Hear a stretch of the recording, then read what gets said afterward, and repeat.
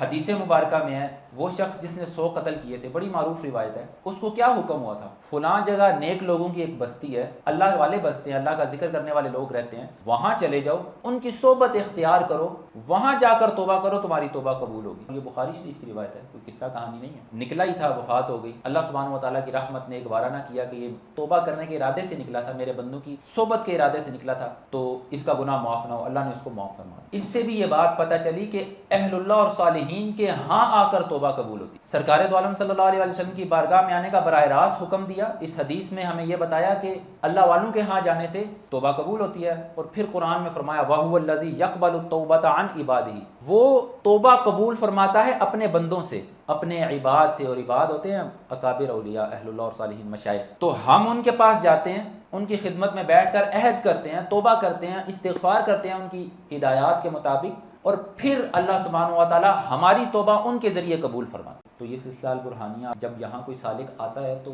آغاز ہی استغفار سے، تو اس لیے جب ہم استغفار کا اور توبہ کا ارادہ کریں، رجوع کا ارادہ کریں، تو یہ بڑا ضروری ہے کہ ہم اہل اللہ اور صالحین کو تلاش کریں، ان کے پاس آ کر ان کی ہدایات کے مطابق ان کی خدمت میں بیٹھ کر ہم استغفار کریں، اور جب وہ ہمیں کوئی استغفار دیں تو پھر اس کی پابندی کی کوشش کریں۔ تو یہ سلسلہ البرہانیہ جب یہاں کوئی سالک آتا ہے تو آغاز ہی استغفار سے۔